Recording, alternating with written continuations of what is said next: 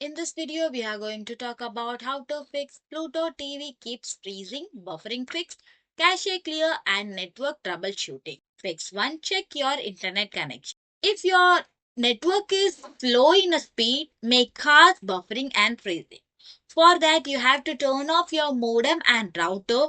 Wait for 30 seconds, then you have to turn them on and wait until the lights are steady again. Once that is done, you have to reconnect it with your device. Fix 2. Update the Pluto TV app. An outdated app may cause freeze. For that, you have to open the App Store or you can open Play Store or you can also use a Roku channel store. Then you have to search for Pluto TV. If any updates are there, you just have to tap on update and update it. Fix 3. Update your device system firmware. Old TV or scheming stick firmware may conflict with app. For that, you just have to open your device, then move to your device setting, then move to system. Then there you can see a software update. If any update is there, you just have to install any available update for your device. Fix 4. Clear app cache and data.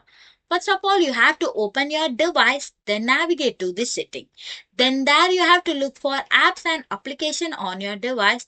You just have to select Pluto TV from the list and choose clear cache.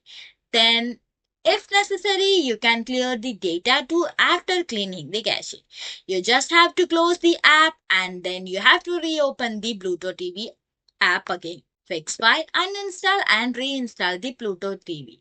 First of all, you have to uninstall from your device by holding it or you can simply select it from the menu then uninstall it. Once that is done, you just have to restart your device to refresh the system. Once that is done, you have to open your Play Store or Google App Store and there you can reinstall the Pluto TV app. So this will help you to resolve the issue. Thanks for watching.